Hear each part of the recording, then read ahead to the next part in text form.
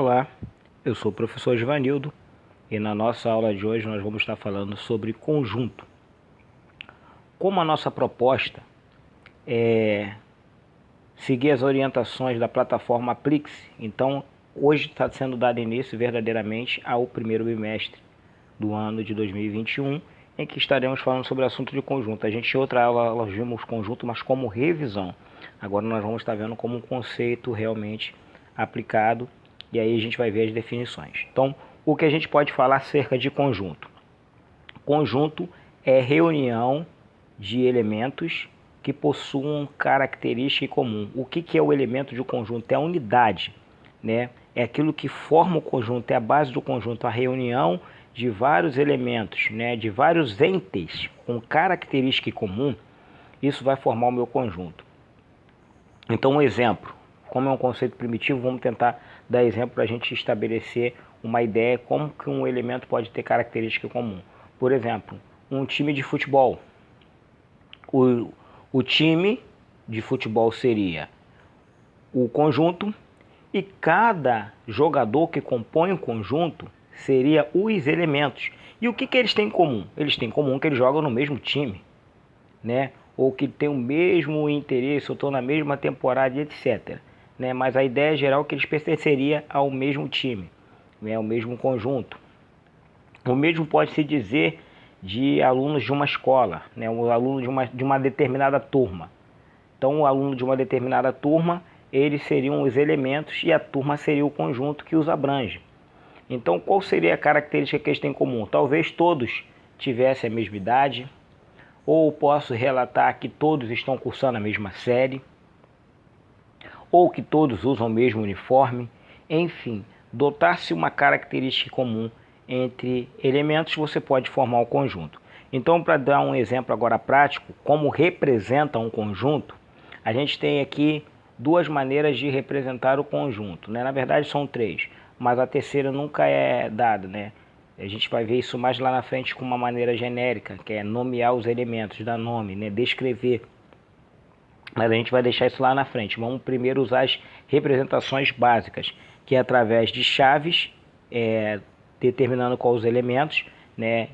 Falando diretamente, né? Objetivamente, não subjetivamente. A gente vai ver que também posso nomear os conjuntos subjetivamente, os elementos de um conjunto. Ou através do diagrama de Venn ou Venn, como cada um prefira chamar. Então, por exemplo, conjunto das vogais, a gente tem A, E, I, O, U. Essa é uma maneira de representar os elementos entre chaves. A outra maneira é eu colocar assim, ó. E com detalhe, quando for elemento, bota um pontinho para indicar elemento. A, E, I, O, U. Por que coloca um pontinho, professor? Lá na frente vocês vão ver que quando a gente utiliza a ideia de quantificação de cardinalidade de um conjunto, né, quando você coloca um número sem esse ponto, vai dar a ideia de quantidade, não de elemento. Enfim. A outra maneira que a gente vai deixar lá para frente seria parecida com essa, mas aí seria o seguinte. Eu vou indicar de uma maneira implícita quem são meus elementos. Eu poderia escrever X. Então, meu conjunto é formado X, tal que X, esse tal que, esse símbolo significa tal que. Geralmente, esse símbolo é usado para dar uma explicação, uma ressalva, uma restrição. Porque X? X tal que. Quando eu coloco tal que, eu vou indicar, vou atribuir o que na verdade eu estou querendo. Então, X é vogal. Então, eu estou falando de uma maneira... E aqui eu não indiquei os elementos, eu dei uma maneira genérica dos elementos, tá? Existem três maneiras, só que as mais usuais que a gente vai utilizar é essa daqui, essas duas. Mas nada me impede de usar essa daqui, que é uma terceira, que eu vou deixar para usar mais lá para frente. Mas enfim, o conjunto é representado pela letra maiúscula, poderia ser B, C, e os elementos representados geralmente pelas letras minúsculas. Por isso que eu botei aqui no X maiúsculo. X tal que isso aqui, ó, indica os elementos, ó. O conjunto é formado por elementos X, genérico, poderia ser areia, carro, caminhão, pedra, poderia ser... Não, eu tenho que restringir ou te explicar do que eu estou me referindo. O meu conjunto é formado por elementos que são vogais. X é vogal, então vogal não é uma só, são várias. Então você bota lá o conjunto A, E, I, O, U. Então, explicada essa parte, a gente tem o seguinte. Para a gente falar que um elemento faz parte de um conjunto, a gente usa esse símbolo, que significa pertence. E quando o elemento não pertence ao conjunto, a gente vai usar isso aqui e vai dizer que não pertence. Então, por exemplo, B, o elemento B, ele não pertence ao conjunto A. Por quê? Porque o conjunto A que eu indiquei para vocês são formados por vogais. Mas o E pertence ao conjunto A. Por quê? Porque E é vogal. Então, essa é uma ideia. Quando a gente for indicar que um elemento não pertence a um conjunto, a gente vai colocar esse conceito de pertence, né? Esse símbolo, né? De pertence e não pertence, essa relação de pertinência, indicada através desse símbolo. Bom, explicado isso, a gente também pode nomear o conjunto de acordo com a quantidade de elementos. Por exemplo, eu posso ter um conjunto A formado pelos elementos, pelos números naturais, 1, 2, 3, 4, 5, e não ter fim. A gente vai colocar essa reticência. A gente aprendeu até que esse conjunto na reta numérica é indicado assim, ó. Tem o início, mas não tem o fim. Bom, quando um conjunto não tem fim, ele é chamado de conjunto infinito. Por quê? Porque as quantidades de elementos dele não é quantificável, eu não consigo determinar o fim. Mas o conjunto pode ter uma determinada quantidade de elementos, né? Poderia ser 0, 1, 2 e 3. Então aqui é quantificável, tem fim. Esse conjunto vai ser conjunto finito. Pode acontecer do conjunto não ter nenhum elemento. Então, quando o conjunto não tem nenhum elemento, né? Por exemplo, vou colocar descritivo aqui. O meu conjunto é formado por X, tal que X é meses. Deixa eu colocar aqui. Meses do ano. Meses do ano que inicia com a letra K. Qual meses do ano na nossa língua que inicia com a letra K? Nenhum. Então esse conjunto é vazio, não tem elemento. Ou eu represento assim, né, uma chave, ou eu represento assim.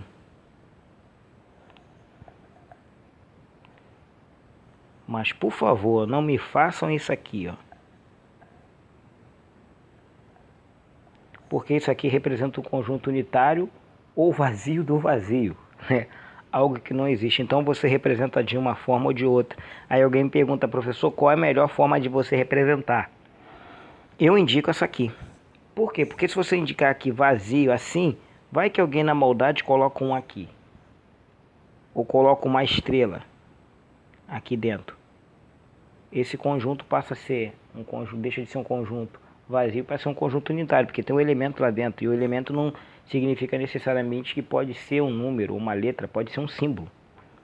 Então, para evitar fraude, não usa esse método, usa sempre isso aqui, ó. Ok? E aí sim, como a gente falou, tem um conjunto que pode possuir apenas um elemento. Deixa eu colocar aqui um exemplo. X tal que X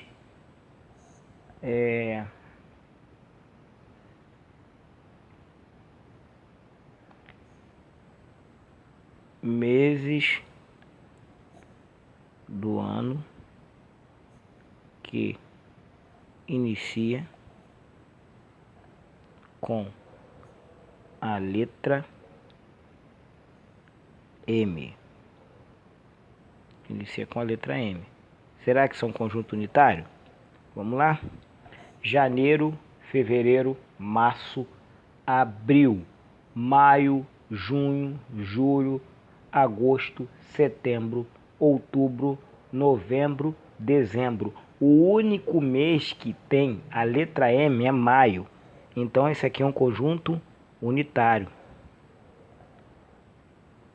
Então aqui é vazio, não possui nenhum elemento. E aqui é unitário. Então um conjunto pode ser classificado de acordo com a sua quantidade de elementos. Se tiver uma determinada quantidade indeterminável de elementos, se você tem um conjunto que você não sabe quantificar todos os elementos, esse conjunto é chamado de infinito. Conjunto que possua uma quantidade quantificável de elementos, ou seja, você sabe quantos elementos tem, esse conjunto é um conjunto finito. Se tem um único elemento, esse conjunto é chamado de unitário. E se não tem nenhum elemento, esse conjunto é chamado de vazio. Então a gente já viu essas relações, a classificação. Agora falta ver também o que pode acontecer em relação a um conjunto com outro. Então posso ter dois conjuntos, eu vou representar pelo diagrama. O conjunto A e o conjunto B. Então o que acontece? Nesse caso, esses conjuntos não têm nada em comum, né? E vocês vão entender por que mais lá na frente. Esse conjunto são chamados de disjuntos. O conjunto que não possui nada em comum é chamado de conjunto disjunto. Ou seja, pode acontecer dos conjuntos não terem nada em comum, não ter elemento em comum. Por exemplo, esse conjunto aqui é 1, 2. Esse aqui é 3, 4. Está representado aqui, não tem nada em comum. Ok?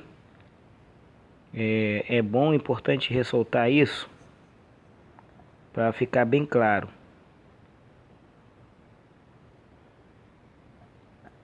Então, esses conjuntos são chamados de conjuntos disjuntos. Eles não têm nada em comum, não tem elemento comum. Essa é uma possibilidade.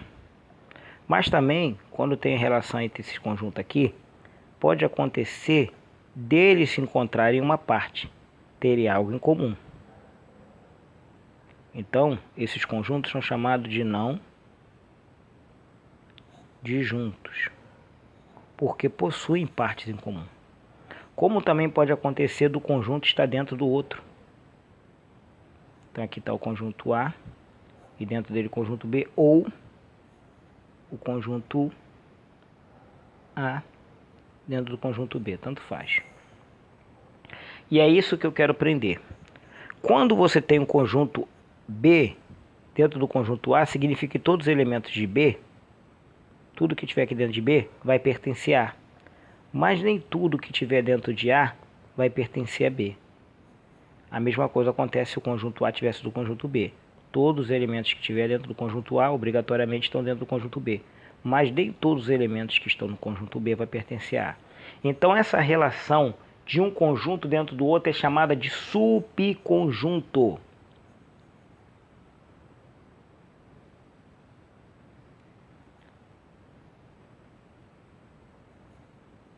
Subconjunto é um conjunto dentro do outro, ou seja, todos os elementos que esse conjunto possuir, né, vai pertencer ao conjunto A. Então, isso aqui é chamado de subconjunto. Então, qual é a notação que a gente utiliza? Então, ó, quando a gente tem o conjunto B, vou só me prender isso aqui, que a recíproca você pode fazer também, tá? Depois. Então, quando você tem o conjunto B dentro do conjunto A, você vai dizer que B, e vai usar esse símbolo, está contido em A.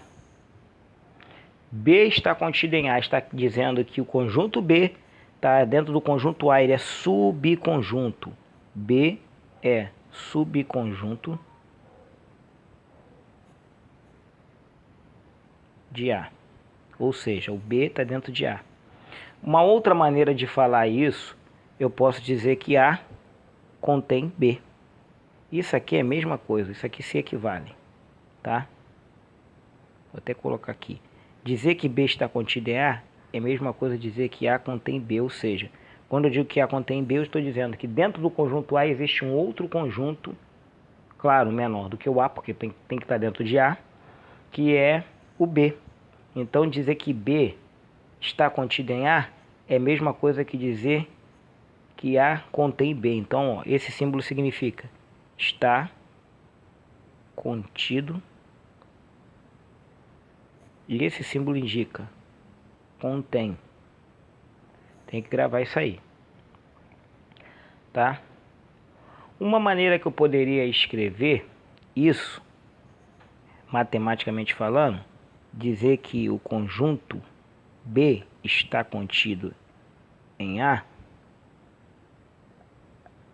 que é a mesma coisa de dizer que A contém B, isso aqui é igual. Como é que eu posso falar isso?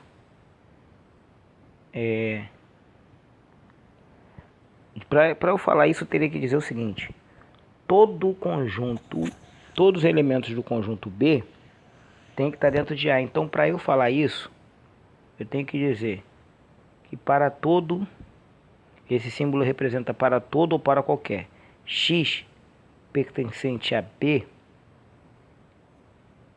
se somente se X pertence a A. Ou seja, isso aqui só vai ser subconjunto se todos os elementos de B obrigatoriamente forem elementos de A. Aí eu posso dizer que esse conjunto está dentro do conjunto A. E nesse caso a gente já pode interpretar quando vê, ó, todos os elementos de B estão dentro de A, a gente pode interpretar que os conjuntos são iguais, porque tem essa quarta hipótese, né, dos conjuntos serem iguais. Então aqui a gente viu a primeira hipótese, o conjunto não tem nada em comum. A segunda hipótese, compartilhado. A terceira hipótese é um conjunto dentro do outro, mas tem a quarta hipótese dos conjuntos serem iguais. Nesse caso aqui, ó, o A e o B coincidem, um está em cima do outro. Vou colocar aqui de outra cor, deixa eu graficar aqui, que essa aqui seria a quarta hipótese. Vamos lá. Essa seria uma quarta hipótese. Aqui está o conjunto A. E aqui está o conjunto B. Deixa eu ver se vai ficar do mesmo tamanho. Em cima dele aqui, certinho. Tentar coincidir o máximo. Só para ter uma ideia. Então, como se tivesse um conjunto dentro do outro. O azul eu posso falar que é o A e o vermelho eu posso falar que é o B. Só para a gente ter essa noção. Então aqui está aqui o conjunto A. Ele é igual, ele coincide, está aqui dentro, é congruente, né? Quando a gente fala que uma coisa se encaixa perfeitamente, congruente. No caso é vermelho. Esse aqui seria o conjunto B. Então, nesse caso, realmente também você pode ter que todos os elementos de B são elementos de A, mas nesse caso você teria que ter essa dupla implicação. Todos os elementos de B tem que ser de A e todos os elementos de A obrigatoriamente teria que ser de B. Então, isso aqui pode acontecer, dos conjuntos serem iguais. Aí, no caso, qualquer elemento, todos os elementos de A, então, aliás, a gente bota X para representar os elementos, né? X, para todo X pertencente a A,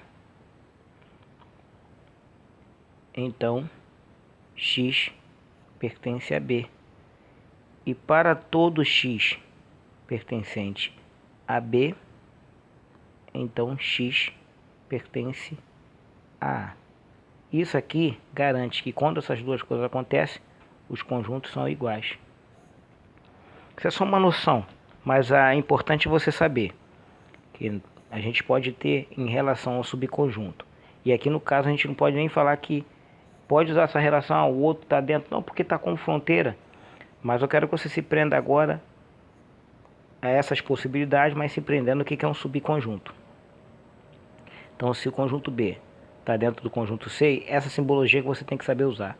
B está contido em C, ou C contém B. Isso que precisa saber. Quando eu estou dizendo isso, que o conjunto é subconjunto do outro. Ok? Vamos pegar como exemplo para ficar viável. A gente colocar 1, 2, 3. E aí o outro conjunto B. 1, 3 e 4. Aí você pergunta, A está contida em B? Se você desenhar, você vai ver que não, porque ó, o que acontece? A, ó, eles têm conjunto, eles têm elemento comum, quem é? O 3 e o 1.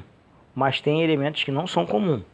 Então, isso aqui já indica, se o B tem o 4, então ele tem elemento que o A não tem. Então, ó, já seria isso aqui. Se eles têm elemento comum, que é o 1 e o 3. Mas o A tem elementos aqui que não pertencem ao B, e o B tem um elemento que não pertence ao A. Portanto, ele não é subconjunto. Quando eu quero indicar que não é subconjunto, e no caso, como a gente usa aqui, B está contido em A, no caso, como aqui não é subconjunto, a simbologia que eu vou utilizar é que B não está contido em A. Se tiver um único elemento do conjunto fora, já é o bastante para dizer que nem todos aqueles elementos pertencem a outro conjunto maior que o constitui. Então, nesse caso, ele não vai ser subconjunto. Ou também posso dizer que o A não contém B. Então aqui, ó, não está contido.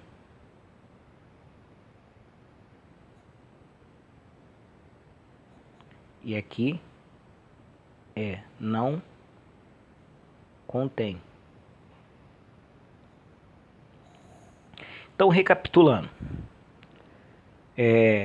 o símbolo pertence e não pertence, a gente usa para elementos. Então, pertence, e aqui, quando vê um risco, é uma negação, não pertence. Isso para relação de elemento com conjunto. E quando for entre conjunto, vai ser está contido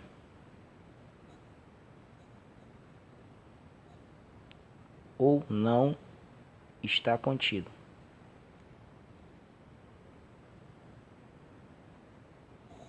Como também a gente sabe que isso aqui equivale ou implica em contém ou não contém. Observadas essas situações, agora a gente pode fazer os exercícios práticos, lembrando que um conjunto pode ser classificado como infinito, finito, unitário e vazio. Então, para a nossa aula de hoje, esses são os conceitos e as definições, e aí você vai usar o símbolo de pertence e não pertence, e é claro, utilizando toda a sua bagagem de conhecimento matemático revisado até aqui das aulas anteriores, e essa aula sim, dando o nosso ciclo de complemento, uma ideia de conjunto, preparando vocês para coisas que vão vir, né? E aí a gente vai usar outras simbologias, como por exemplo, existe um único, ou não existe. A gente já viu hoje para todo ou para qualquer. Também já vimos o tal que serve para explicação. Já vimos o símbolo de então, que serve para conclusão. Se, somente se, quando cria uma condição suficiente e necessária, né? Ou bicondicional, se assim preferir. Mas a gente vai ver outros símbolos aí. E na próxima aula talvez a gente fale só de símbolo. Mas por enquanto vamos fazer o exercício que vai ser propostos. Você vai ver que é um exercício de relação de pertinência, de classificação de conjunto, e aí sim, tendo pegado essa noção intuitiva de conjunto, como reunião de elementos que pelo menos uma característica em comum, aí sim a gente vai partir para novos horizontes acerca do conjunto. Então espero que vocês tenham entendido, façam as atividades e até a próxima aula na correção.